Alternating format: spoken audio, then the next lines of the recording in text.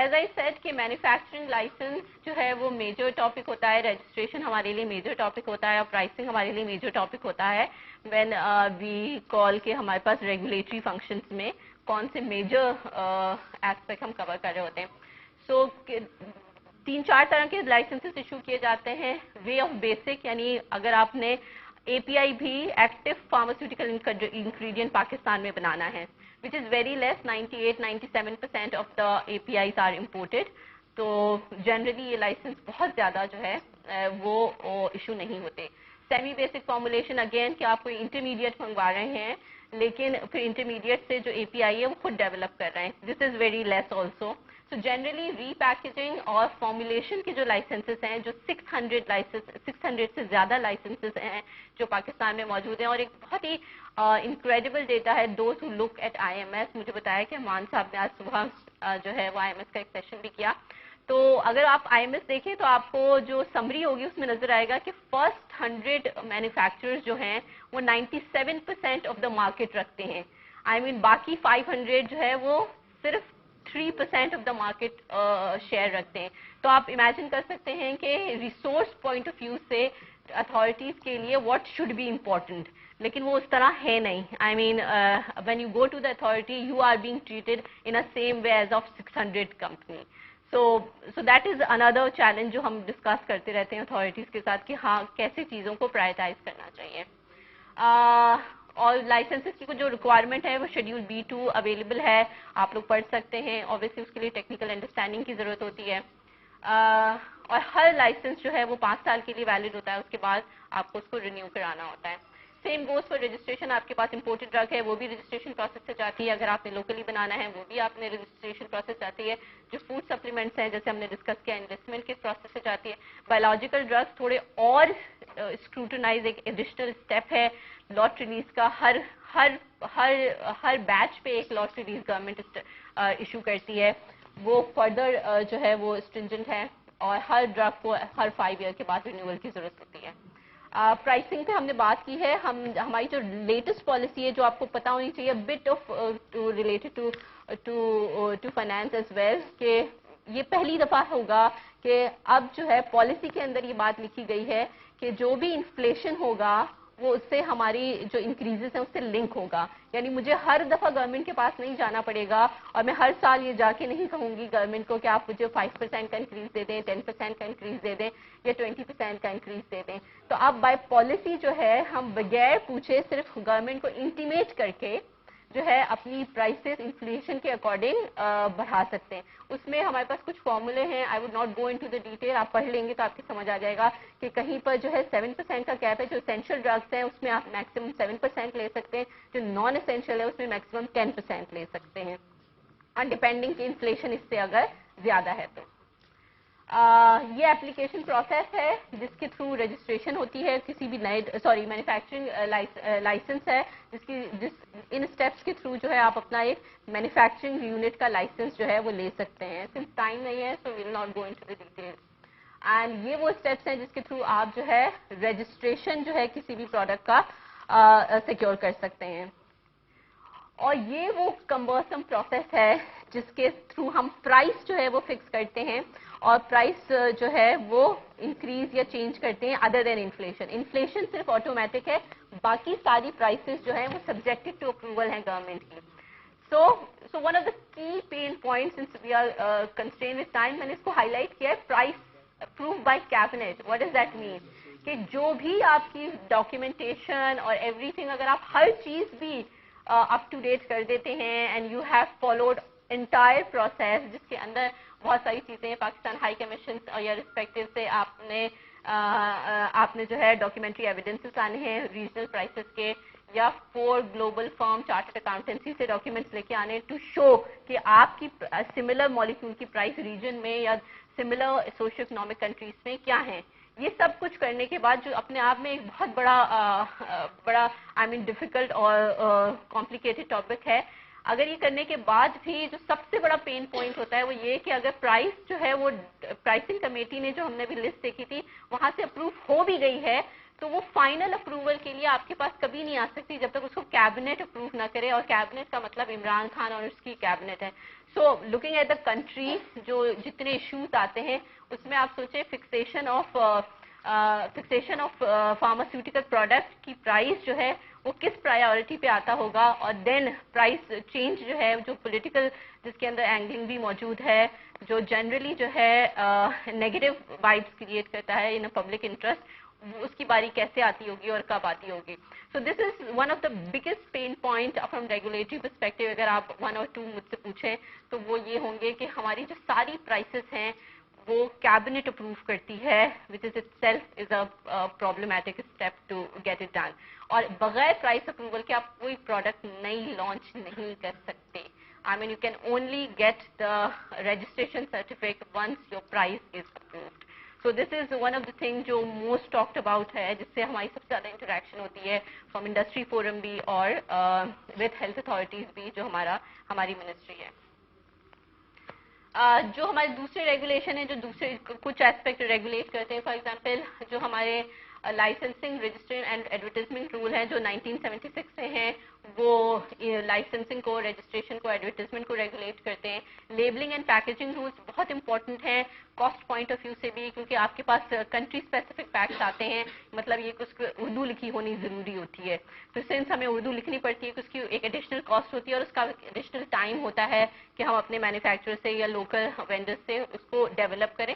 सो जो general PACS होते हैं जो ग्लोबल में अवेलेबल होते हैं, that can not be used. So ये एक अगेन हर्डल है जो लॉन्च में डिले करता है।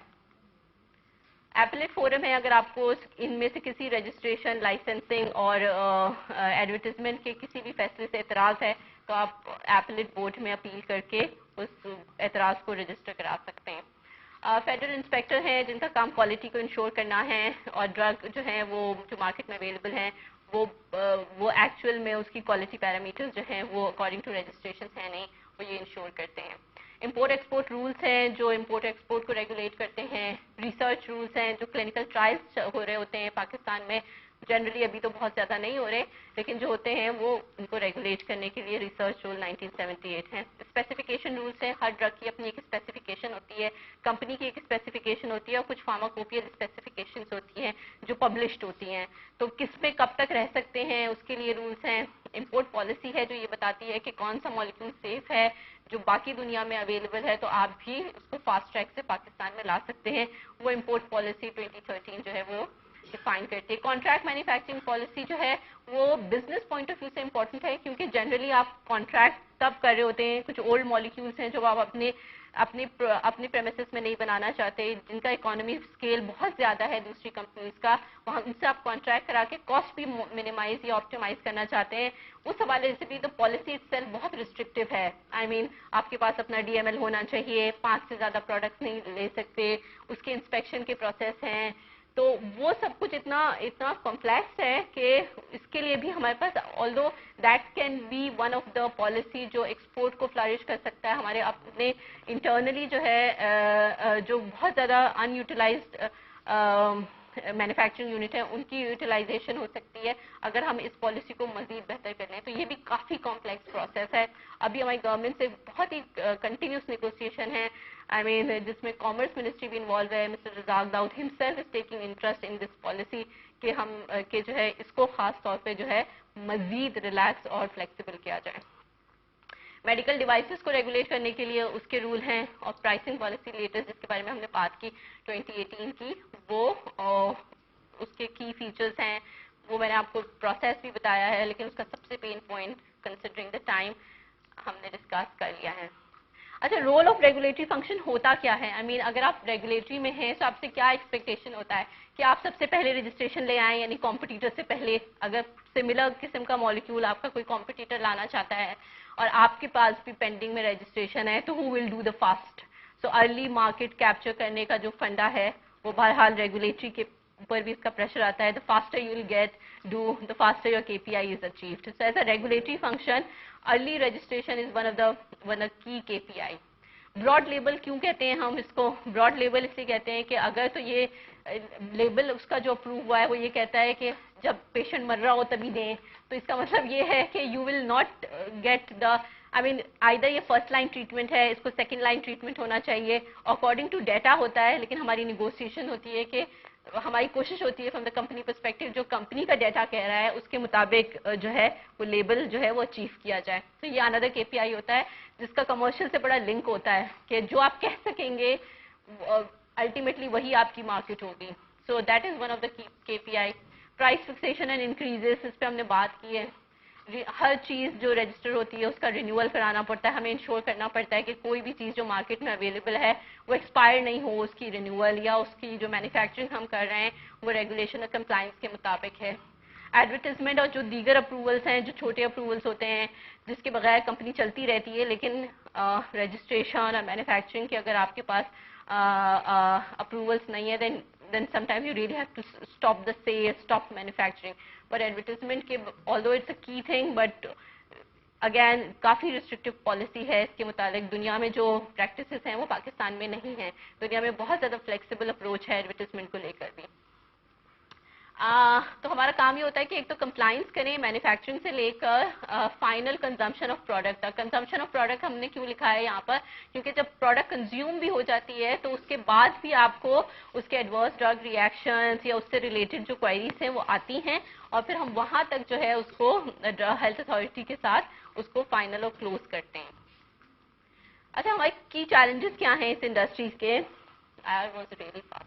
एक तो ये कि खुद रेगुलेटरी अथॉरिटी की कॉम्पिटेंसी और कैपेसिटी के चैलेंज हैं। जैसे मैंने आपको कहा कि 600 मैन्युफैक्चरर हैं, इसी तरह 90,000 रजिस्टर्ड ड्रग्स हैं जिनको वो रेगुलेट और कंट्रोल करते हैं।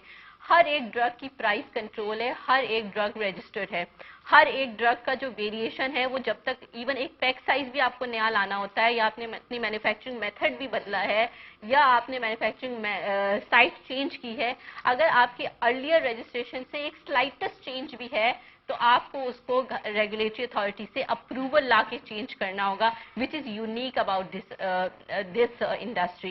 यानी बाकी इंडस्ट्रीज में you don't need to seek approval. अगर आप मैन्युफैक्चरिंग मेथड चेंज कर रहे हैं या कोई स्लाइटस या सोर्स चेंज कर रहे हैं अपना, तो उन केसेस में आपको अप्रूवल की ज़रूरत होती है या इंटीमेशन की ज़रूरत होती है।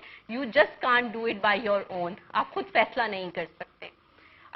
तो वहाँ पे कॉम्पिटेंसी, उनको ये समझाना कि मैन्युफैक्चरिंग चेंज आया है, उसकी एक साइंस बेस्ड डिस्कशन है, वो एक अपने आप में चैलेंज है। दूसरा ये कि उनके वो 600 मैन्युफैक्चरर्स हैं, तो वो साइमल्टेनियसली उन 600 मैन्युफैक्चरर को कैसे रेगुलेट करेंगे। तो जब वो प्रायोरिटाइज करते हैं तो ऑलरेडी टाइमलाइंस जो हैं वो बहुत ज़्यादा एक्सटेंड हो जाती हैं जब तक हमें अप्रूवल मिलता है, और commercial organization can not afford to wait too long. Red tape and bureaucratic hurdles हैं, हमें सबको पता है, इसी सोसाइटी से हैं हम। रिस्ट्रिक्टिव एंड कंट्रोलिंग पॉलिसी हमने कुछ जिक्र भी किया कि contract manufacturing policy, pricing policy, they all are very restrictive compare to, हम किससे कंपेयर करते हैं? जब हम कहते हैं रिस्ट्रिक्टिव हैं या कंजर्वेटिव हैं पॉलिसीज, तो हम दुनिया से करते हैं, अपने रीजनल कंट्रीज से करते हैं। तो उस हवाले से अगर आप कंपेयर करें, I don't have time to share some of the policies, but अगर आप कंपेयर करें तो जनरली जो है पाकिस्तान की पॉलिसी रिस्ट्रिक्टिव है कंपेयर टू इंडिया, जहाँ पे फार्मास्यूटिकल इंडस्ट्री ने ग्रो किया है। जिन मुल्कों में फार्मास्यूटिकल इंडस्ट्रीज ने ग्रो किया है वहाँ पे रेगुलेटरी के जो पॉलिसीज हैं वो काफ़ी फ्लेक्सिबल हैं, और ज़्यादातर जो है वो रिस्पॉन्सिबल और अकाउंटेबल बनाया जाता है मैन्युफैक्चरिंग यूनिट को, रादर देन सब कुछ अपने पास कंट्रोल करके रख लिया जाए। नो आईपी प्रोटेक्शन, ये बहुत बड़ा पेन पॉइंट है खासतौर पे मल्टीनेशनल्स के लिए, कि जब आप कोई नया मॉलिक्यूल लाते हैं तो उसकी कॉपी बन जाती है जबकि अभी वो पेटेंट प्रोटेक्शन में होता है। नो प्रिडिक्टेबल टाइमलाइंस, हमने बात की कि सिंस उनके पास रिसोर्सेज नहीं है तो टाइमलाइंस कोई नहीं है, आपके हिसाब से आपने लॉन्च प्लान की है first quarter of X year में, लेकिन आपको 2 साल बाद अप्रूवल मिला है, it is as worse. Generally जो है जो रिटन टाइमलाइंस हैं वो 18 मंथ की हैं, लेकिन एक एवरेज टाइमलाइन अप्रूवल लेने के लिए एक नए मॉलिक्यूल की वो जनरली 4 से 5 साल है, क्योंकि जब तक वो कैबिनेट में अप्रूव होता है, जब तक हमें रजिस्ट्रेशन लेटर मिलता है, it takes 5 years to bring 1 new molecule. मैं जेनेरिक की बात नहीं कर रही, दैट टेक्स 1 or 2 years, लेकिन जनरली जो है जो न्यू मॉलिक्यूल होता है वो 4 to 5 years ले लेता है, जस्ट बिकॉज कि आपको कैबिनेट से उसका अप्रूवल चाहिए होता है। No calendar for policy board, ये जो मीटिंग्स होती हैं इसका कोई कैलेंडर नहीं होता, अपनी मर्जी से करते हैं वो मीटिंग। हम जितनी दफ़ा भी इंडस्ट्री उनके पास जाती है, हम कोशिश करते हैं इसको जितना स्ट्रीमलाइन करें, डिस्कशन करके हाईएस्ट अथॉरिटी के पास जाके। लेकिन अभी भी रजिस्ट्रेशन बोर्ड की मीटिंग तो काफ़ी फ्रीक्वेंट होती हैं, लेकिन पॉलिसी और एपलेट बोर्ड की मीटिंग और प्राइसिंग की meeting is still a challenging part two handle. Frequent and random changes, बगैर रियलाइजेशन के पॉलिसीज को चेंज कर देना। जैसे कॉन्ट्रैक्ट मैन्युफैक्चरिंग पॉलिसीज की सिर्फ एक ही बेसिस थी कि मल्टीनेशनल्स यहाँ से चली जाएंगी, वो वैसे भी जा रही हैं। तो उसमें एक बहुत ही रिस्ट्रिक्टिव पॉलिसी को बनाना और फिर उस पर एडहेयर करना जो रीजनल से अलाइन नहीं है, वो काफ़ी जो है कमर्शियल ऑर्गेनाइजेशन और इंडस्ट्री एज अ होल को ग्रो करने में काफ़ी हर्डल्स क्रिएट करती हैं। So I tried as quick I can. So if you have any question related to it, if you were able to absorb anything in a quick way, so then I'll be happy to answer. Yep. Yes, I have a question. Yeah. Can I take one? Yeah, go ahead. From Lahore. To be very specific, would you like to tell me about the regulatory authority for the other than allopathic medicine like herbal and homeopathic like? अच्छा, currently जो हमारा enlistment का segment है, जहाँ पे हम अपनी product vitamins और फूड सप्लीमेंट इनलिस्ट कराते हैं।